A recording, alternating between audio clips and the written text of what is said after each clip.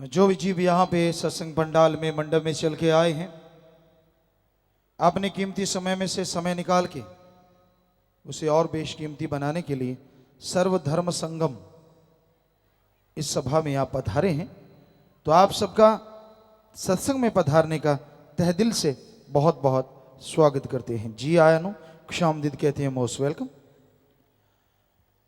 और ये सर्वधर्म सत्संग इसलिए है, हम सभी धर्मों को इसलिए मानते हैं क्योंकि हमने सभी धर्मों को पढ़ा है, और जब पढ़ा तो सारे धर्म 99% एक जैसे हैं। हो सकता है एक दो बातें आपस में समझ का फर्क हो, वरना कहीं भी कोई गलत शिक्षा किसी भी धर्म में किसी को नहीं दी गई। सभी धर्मों में आपसी प्यार, मोहब्बत, ओम हरि अल्लाह वाहिगुरु गॉड खुदा ईश्वर से प्यार करना, उसकी सृष्टि से प्यार करना, बस यही शिक्षा है। मुख्य उद्देश्य इंसान को भगवान से जोड़ना है, तोड़ना नहीं।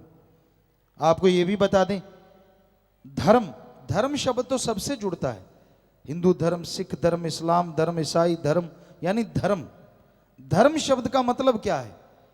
धर्म शब्द का मतलब है धारण कर लो, ग्रहण कर लो, अपना लो, यानी जोड़ना तोड़ना नहीं। इंसान को इंसान से जोड़ो, इंसान को सृष्टि से जोड़ो, इंसान को भगवान अल्लाह राम से जोड़ो, इसी का नाम धर्म है। धर्म का नाम किसी को तोड़ना नहीं होता। हमने हर धर्म को पढ़ा। 23 साल के मात्र हमारी उम्र थी और नॉन मेडिकल के हम स्टूडेंट थे। विज्ञान को बहुत मानते थे, लेकिन शुरू से ही सभी धर्म के पवित्र ग्रंथ घर में थे तो उनको पढ़ा करते थे। गुरु जी, जिनकी आप तस्वीर देख रहे हैं, शास्त्राम जी महाराज, इन्होंने हमें कहा कि आप खुले दिमाग से सारे धर्मों को पढ़ो। तो हमने हमारे धर्म, हिंदू धर्म के पवित्र वेद शास्त्र, गीता, रामायण, महाभारत, 5वां वेद कहते हैं, इनको पढ़ा। इस्लाम धर्म की पवित्र कुरान शरीफ, कुरान मजीद को पढ़ा। सिख धर्म की पवित्र गुरबाणी को पढ़ा। ईसाई धर्म की पवित्र बाइबल को पढ़ा। शेख फरीद, नामदेव, धन्ना भक्त, रविदास, सभी दादू जी और बहुत सारे जो बौद्धिस्ट, जैनिस्ट, जो धर्मों की पवित्र ग्रंथ आते गए, हम पढ़ते रहे, अब भी पढ़ रहे हैं। क्योंकि धर्म अथाह ज्ञान है, अपने अपने विचार हैं संतों के, पीर पैगंबरों के, गुरुओं के, महापुरुषों के। लेकिन जब हमने निचोड़ के देखा, यानी सारे धर्मों का सार, तो यही बना, हम सब एक हैं, हमारा मालिक एक है, और हमारा मकसद इस धरती पे अच्छे नेक भले कर्म करना, ताकि आने वाला टाइम अच्छा नेक भला बनता चला जाए और अल्लाह राम की कृपा दृष्टि को हासिल करना। सारे धर्मों में यही उद्देश्य बताया गया है। मेन मकसद, मेन जो एम है इंसान का, वो यही है। अगर पवित्र ग्रंथ पढ़ लिए तो क्या हुआ? भगवान सबसे बड़ा विद्वान है, सबसे बड़ा ज्ञानवान है। उसे ओम कह लो, अल्लाह कह लो, वाहिगुरु कह लो, राम कह लो, पानी को जल कह लो, नीर कह लो, वाटर कह लो, वाशर कह लो, आब कह लो, नीलू कह लो, नीरू कह लो। पानी के नाम बदलने से आप सब सहमत होंगे, क्या पानी का स्वाद या रंग बदलता है? नहीं बदलता। सोचने वाली बात, छोटा सा पानी, उसका नाम बदलने से अगर पानी नहीं बदलता तो उस मालिक तो बहुत बड़ी ताकत है, उसका नाम बदलने से मालिक कैसे बदल जाएगा? हर धर्म में लिखा है, किसी धर्म में नहीं लिखा वो दो हैं। हर धर्म में लिखा वो एक था, एक है और एक ही रहेगा। किसी धर्म में बता दीजिए लिखा हो वो दो हैं। ये तो आदमी ने बना दिए यहां आके, मेरा कोई और, तेरा कोई और, उसका कोई और। खाना पीना अलग, पहनना अलग, रहन सहन अलग। ये कबीलों में बंट गए थे लोग, इसलिए संभव है। लेकिन मालिक ने तो सबको एक जैसा बनाया। मालिक ने तो ऐसा नहीं किया कि एक के ताज लगा के पैदा कर दिया और दूसरे के पूंछ लगा दियो, एक के नाड़ियों में घी दूध भर दिया और दूसरे के खून और तीसरे के पानी भर दिया हो। भगवान ने तो ऐसा नहीं किया, अल्लाह राम ने। उसने तो हम सबको एक जैसा बनाया। एक आपको उदाहरण देना चाहेंगे, सारे धर्मों के छोटे छोटे बच्चे एक जैसे शक्ल वाले हों, जन्म लेते ही एक जगह लिटा दो, और आप में से कोई भी बुद्धिजीवी जो सबसे ज्यादा दिमाग रखता हो, क्या उन जन्म लेते बच्चों को एक जगह लिटाए, एक जैसा रंग, क्या आप बता सकते हैं कौन सा बच्चा किस धर्म का है?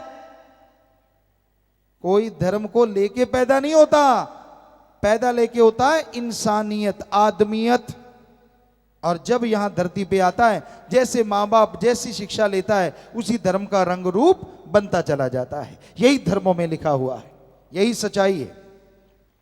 समाज की गंदगी दूर हो, अंदर से बाहर से बुराइयां हट जाएं, तो धन्य है वो माँ बाप जिनके बच्चे इसमें साथ देते हैं, इंसानियत का कार्य करते हैं। क्योंकि इंसानियत, मानवता, आदमियत किसे कहते हैं? किसी को भी दुख दर्द तकलीफ में तड़फता देख के उसके दुख दर्द में शामिल होना और उसके दुख दर्द को दूर करने की कोशिश करना, इसी का नाम इंसानियत है, आदमियत है, मानवता है। किसी को तड़फाना, किसी को दुख दर्द देना, वो इंसानियत नहीं है, बल्कि वो तो शैतानियत, राक्षसीपन है। तो भाई आपको यही बताना चाह रहे हैं कि हम सब एक, मालिक एक है। हमारे आम तौर पे लोगों के विचार होते हैं कि जैसा ओम हरि अल्लाह राम ने लिखा है, इंसान को वैसा ही मिलेगा, कि जो लिख दिया गया वो मिलेगा। वाकई सच है, जो लिख दिया गया वो तो मिलेगा। लोगों को पता नहीं होता, भगवान अल्लाह राम ने इंसान के लिए यह भी लिखा है कि इंसान को खुद मुख्तियारी दी जाती है, आजादी दी जाती है कि वो नए कर्म करे, और उन नए कर्मों में सर्वश्रेष्ठ कर्म ओम हरि अल्लाह राम का अगर ये नाम जपेगा, कर्म जोगी और ज्ञान जोगी बनेगा, तो ये अपनी तकदीरें खुद बदल सकता है। इस बात को लोग भूल जाते हैं। दिया तो मालिक नहीं है ये तोहफा, पर दिया सिर्फ और सिर्फ इंसान को है। किसी पशु, किसी पक्षी, किसी और रेंगने वाले कीड़े मकोड़े या किसी पेड़ पौधों को नहीं दिया, सिर्फ मनुष्य को। किसी देव फरिश्ते को नहीं दिया, सिर्फ मनुष्य को। मनुष्य को यह अधिकार है, हर धर्म में लिखा है कि वो कर्म जोगी और ज्ञान जोगी बने। हक हलाल, दशानुआदि कीर्त कमाई, कड़ा परिश्रम, हार्ड वर्क, हर धर्म में यही है। ये करे और मालिक को याद करे तो वो अपनी तकदीरें बदल सकता है। इसलिए हाथ पे हाथ धर के मत बैठो, जो लिखा है वो तो मिल ही जाना है। नहीं, हमारा फर्ज मेहनत करना है, और सत्संग में आके इसका पता चलता है। सत्य यानी ओम हरि अल्लाह राम, सच। सत्य का मतलब सच। आज अगर हम कह सकते हैं वर्तमान में रहते हुए कि सच था, सच है, सच ही रहेगा, वो एक ही ताकत है, ओम हरि अल्लाह राम, गॉड, खुदा, ईश्वर। अरबों नाम है उसके, पर वो एक ऐसा है जिसमें लेश मात्र परिवर्तन नहीं आता। बाकी हर चीज दुनिया की परिवर्तनशील है, हर चीज को बदलना ही होगा, सिर्फ मालिक ही नहीं बदलते। तो वो ऐसा सच और संग, उसके बारे में रीत क्या और कुरीत क्या, सही रास्ता क्या और लोगों ने क्या बना दिया, उसके बारे में चर्चा हो। आत्मा और रूह का मालिक से कैसे मिलन हो, कैसे आप जीते जी गम, दुख, दर्द, चिंता, परेशानी, टेंशनों को जड़ से खत्म कर सको, इसके लिए जो तरीका है यहां बताया जाए, उसे सत्संग कहा जाता है। तो भाई सत्संग में आप चल के आए हैं। हमारे धर्मों में जिक्र आता है घोर कलयुग, शैतान युग, कलयुग, महाकलयुग जब होगा तो कौन आएंगे सत्संग में? जिन पे कृपा राम की वो चल सत्संग में आए। जिन पे उस राम, ओम, अल्लाह, गॉड, खुदा, रब की कृपा होगी, खुद मुख्तियारी का फायदा उठाते हुए लोग आके सजेंगे, बैठेंगे, वो अधिकारी बनेंगे अपने उन कर्मों के जो खुद मुख्तियारी से या अपनी आजादी से नए कर्म बनाए जा सकते हैं। तो भाई आप लोग सत्संग में पधारे हैं, पधार रहे हैं, बहुत बड़ी बात है। क्योंकि मेले मुजरे में इंसान चला जाता है, पास से पैसे भी देता है और कोई न्योता भी नहीं देता, फिर भी जाता है। पर सत्संग एक ऐसी जगह होती है, यहां आना मुश्किल, आ गया तो फिर बैठना मुश्किल। लेकिन जो भी चल के आते हैं, यकीन कीजिए वो ज्ञान सुन के अपने अपने धर्म में रहते हुए अति भाग्यशाली एक दिन जरूर बन जाया करते हैं। तो इंसान अगर सुने, माने और अमल करे सत्संग सुन के, तो आत्मा का बीमा हो जाता है। जैसे जीवन बीमा या तरह तरह के होते हैं, पर आत्मा का बीमा ओम हरि अल्लाह राम के नाम से ही संभव है। जीते जी आत्मा गम दुख दर्द चिंताओं से मुक्त हो, मरणोपरांत आवागमन से मोक्ष मुक्ति मिले, इसी का नाम सच्ची मुक्ति है, इसी का नाम सच्चा मोक्ष है। तो ये सिर्फ और सिर्फ राम नाम से संभव है। ओम हरि अल्लाह मालिक की भक्ति इबादत से संभव है, और कोई तरीका नहीं है। तो भाई अगर सच्चा मोक्ष चाहते हैं, सच्ची मुक्ति चाहते हैं, तो आप प्रभु के नाम का सुमरन किया करें। सुमरन ही एकमात्र उपाय है, सुमरन ही एकमात्र दवा है, जिससे जन्म जन्मों के पाप धुल जाया करते हैं और आत्मा इस काबिल बन जाती है कि परमपिता परमात्मा के नजारे मिलने शुरू हो जाते हैं। सत्संग में चलकर जो जीव आए, मानस जन्म का वो लाभ उठाए, 5 चोरों से वो बच जाए, सुनकर बचन ले अमल खमा। 5 चोर या रोग हर इंसान को लगे हुए हैं। काम वासना, क्रोध, लोभ, मोह, अहंकार, और इनके हेड सरदार कहें जो मर्जी, जो मुखिया हैं, मन और माया, ये 7 ऐसे हैं, इनके चक्रव्यूह में हर इंसान फंसा हुआ है। कोई ही बच पाता है अच्छे संस्कारों वाला, या जिसपे प्रभु की कृपा हो, अल्लाह मालिक राम की कृपा हुई, वो सुमरन करता हो, भक्ति इबादत करता हो, उसके अंदर बिल पावर आत्मविश्वास आता है, और वो आत्म बल के द्वारा अपनी इन बुराइयों पे जीत हासिल कर सकता है। आत्म बल के बिना इन बुराइयों पे जीत हासिल करना असंभव है। काम वासना, हमारे वेद शास्त्रों में, इस्लाम धर्म में, सिख धर्म में लिखा हुआ आता है कि ऐसा टाइम आएगा जब रिश्ते नाते खत्म हो जाएंगे, रिश्ता नाता रह जाएगा तो सिर्फ और सिर्फ स्त्री और पुरुष का। समझ लेना वो अति भयानक कलयुग है, सबसे बुरा दौर समय का। रिश्ते नातों पे जब गाज गिरेगी, काम वासना में अंधे हो जाएंगे लोग। और आप सुनिए, ऐसा हो रहा है। बाहर के मुल्कों में तो ऐसे कानून बनाए जा रहे हैं कि बेटा अपनी मां से शादी कर सके। शायद इजराइल या नाइजीरिया, हमारे पास वहां के सत्संगियों ने बताया कि गुरुजी हमारे इधर ऐसा हो रहा है, कानून बनने जा रहा है कि बेटा अपनी मां से शादी करवा सकता है। तो हमारे धर्मों में जो निशानियां दी थी बिल्कुल यही थी कि ऐसा घोर कलयुग आएगा जब मां बेटे को सेज हंडाएगी। ये रिश्ते नाते टूट रहे हैं तो काम वासना की वजह से। काम वासना की आंधी जिस दिलो दिमाग पे छा जाए उसे कुछ भी अच्छा नहीं लगता। और फिर ये भी है गुस्सा।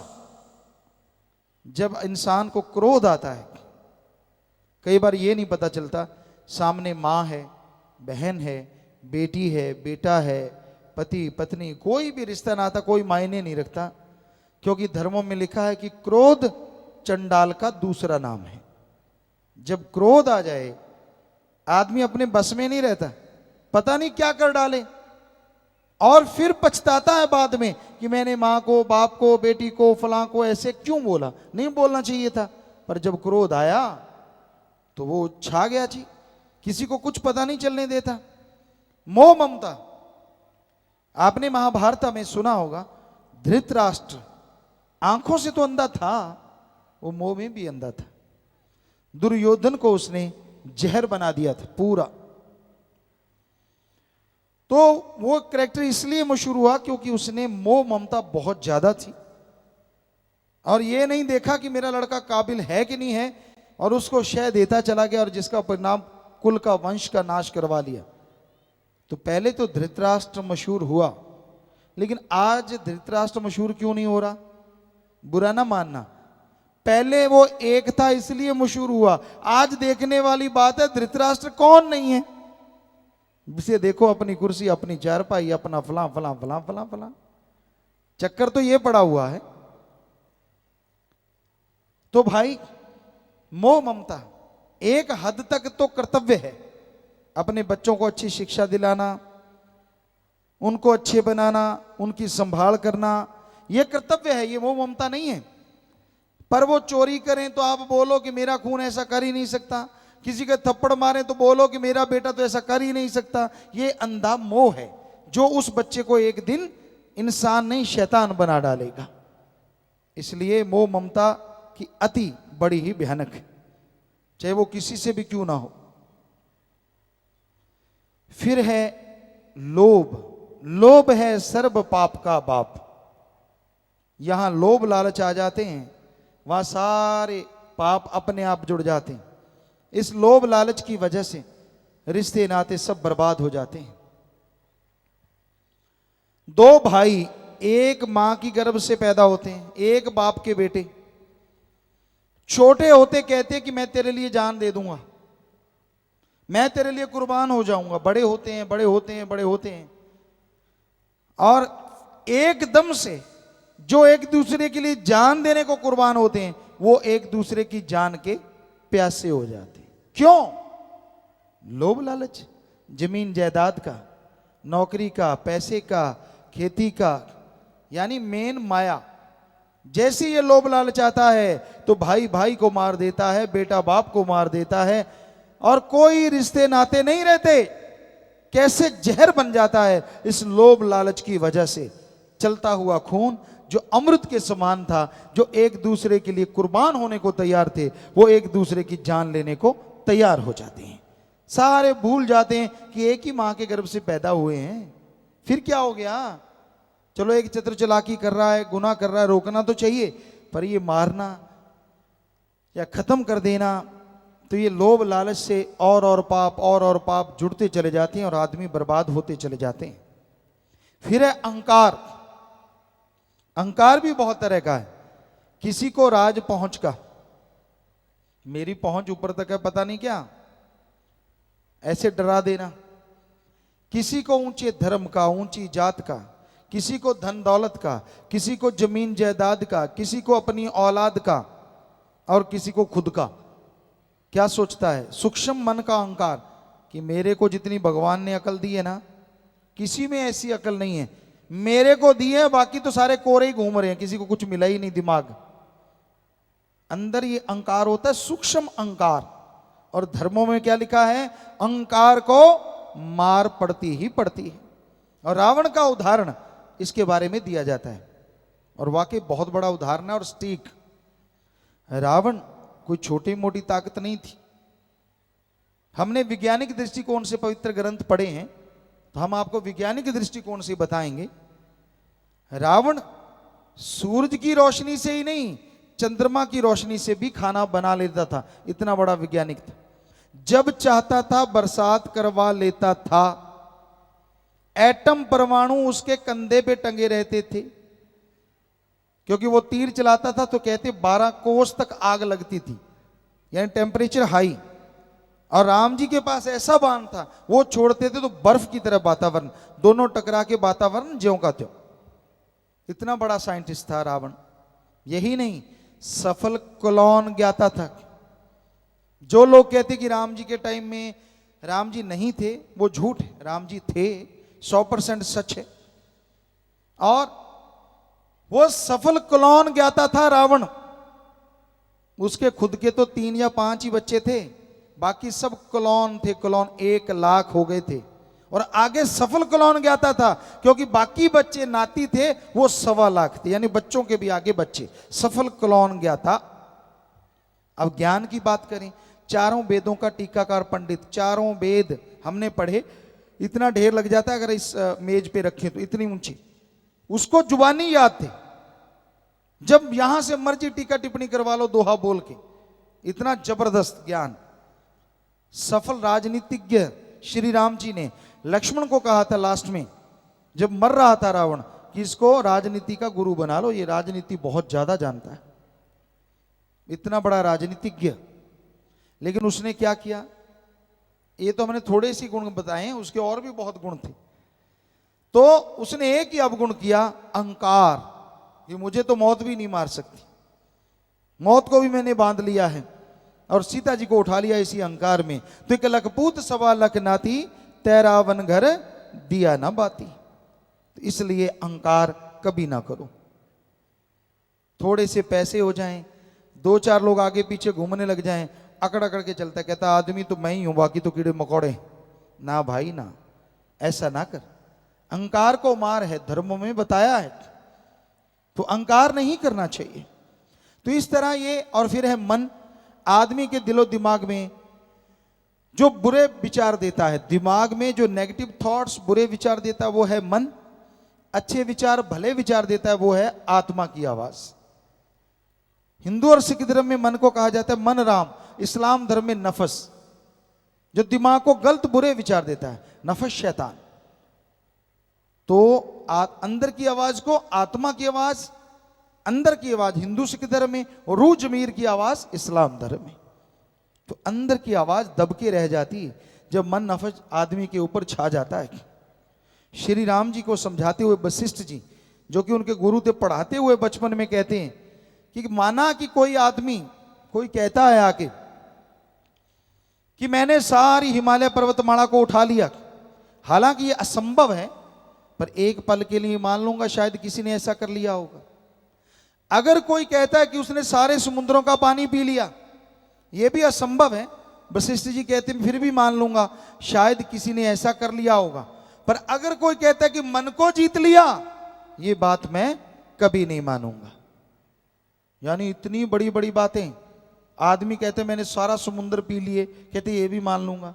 सारी हिमालय पर्वतमाला उठा ली, वो भी कहते मान लूंगा। लेकिन अगर कोई कहे कि मन को जीत लिया, ये मैं नहीं मानूंगा जल्दी से। पर क्या मन को जीता नहीं जा सकता? जीता जा सकता है। आगे लिखा है, मन मूसा पिंगल भया पी पारा हरि नाम। मन रूपी चूहा पिंगला हो जाता है, लकवा हो जाता है उसको कब? जब अंदर हमारे हरि रस, अमृत, आबो हयात, जो ओम हरि अल्लाह राम ने भर रखा है, अगर उसको भक्ति इबादत करके चख लो तो आपका मन नफस शैतान हमेशा के लिए खत्म हो जाता है, बुरा सोचना बंद हो जाता है। पर वो हरि रस, वो अमृत, वो आबो हयात हासिल करने के लिए भक्ति करना जरूरी है। एकाग्रता, कंसंट्रेट बनाना, और फिर भक्ति इबादत करना। उसी से ही आप उस मालिक को देख सकते हैं। इबादत से पकड़ मन काबू में आता है। तो आगे आया जी, घोर कलयुग है ऐसा आया, बुरे कामों में मन ने फंसाया, पकड़न लिए जाल माया। माया का, माया के दो रूप है, एक जो लुभाता है, एक धन दौलत जमीन जायदाद। ये दो तरह के माया के रूप जिसमें सारी दुनिया फंसी हुई है। सिर्फ ओम हरि अल्लाह राम, वो सुप्रीम पावर ही एक ऐसा, या उसका कोई भक्त जो इससे बचा हो, वरना माया के जाल से, चंगुल से बचना बड़ा ही मुश्किल है। तो भाई माया का जाल, आज जिसे देख लो माया के लिए तो दौड़ रहा है, सुबह निकलता है शाम तक माया माया माया माया। हर समय हम ये नहीं कहते कि माया कमाओ ना, कमाओ, पर संतुष्टि आनी चाहिए, संतोष धन होना चाहिए। संतोष धन संतुष्टि किसे कहते हैं? कि आपके पास जो है उससे सुख लो, और जो आपके पास नहीं है उसके लिए कड़ा परिश्रम, हक हलाल और हार्ड वर्क करो, टेंशन चिंता मत करो। इसी का नाम संतुष्टि है, इसी का नाम संतोष है। इसकी आज कमी है। सब कुछ पास में, उसका सुख नहीं लेना। पड़ोसी के पास में ज्यादा क्यों है? इसका दुख ज्यादा है। लोग अपने दुखों से कम दुखी हैं, पड़ोसी के सुख से ज्यादा दुखी हैं। जो खुद के पास है उसका मजा नहीं लेते, पड़ोसी का है उस दूसरे की थाली में लड्डू बड़ा नजर आता है। यह कहावत और यह सच। खुद के पास कार भी हो और पड़ोसी का बाइक अच्छा निकल गया पास से, कहते यार ये बाइक लेके कैसे निकल गया पास से, पंक्चर हो जाना चाहिए ये तो मतलब लोग इस तरह से जलते रहते हैं, उस जलन से दुखी रहते हैं, परेशान रहते हैं, गमगीन रहते हैं। तो ये जलन जब तक खत्म नहीं होगी तब तक मालिक की खुशियां हासिल नहीं होंगी। ये हमने देखा है, हर किसी में ये भरा हुआ है। ईर्ष्या, नफरत। आपको एक शेर सुनाते हैं। लकड़ी जल कोयला भई और कोयला जल भयो राख। लकड़ी जल कोयला भई और कोयला जल भयो राख। ईर्ष्या नफरत में इंसान ऐसा जलो, कोयला भयो न राख। लकड़ी जलती है तो कोयला बन जाता है, और कोयला जलता है तो राख, हवाई राख उड़ जाती। लेकिन ईर्ष्या नफरत में इंसान ऐसा जलता है, ना तो वो कोयला बनता है ना राख बनता है। सारी जिंदगी गिल्ली लकड़ी के मानिंद सुलगता रहता है, दुखी होता रहता है। हमने देखा जिनके अंदर ईर्ष्या नफरत की बीमारी होती, बेवजह दुखी होते हैं, परेशान होते हैं, तड़फते रहते। हर किसी ने अपने अपने कर्मों का खाना है। किसी से ईर्ष्या नफरत करोगे तो आप उसका कुछ बिगाड़ नहीं सकते, बल्कि अपना ही बिगाड़ोगे। आप दूसरों में जो देखते हो वो आप में आता है। अगर आप दूसरों में अवगुण देखते हो तो आप में आ जाएंगे। इसलिए दूसरों के गुण देखो ताकि आपके अंदर आए। जो खुद में देखता है वो चला जाता है, तो खुद में गुण ना देखो, खुद में जो अवगुण है वो देखो, ताकि आपके अवगुण चले जाएं और आप गुणवान बन जाएं। तो भाई, इंसान अगर ऐसा सोच ले, ऐसा मान ले, तो उसे किसी भी तरह की कोई कमी नहीं रहती।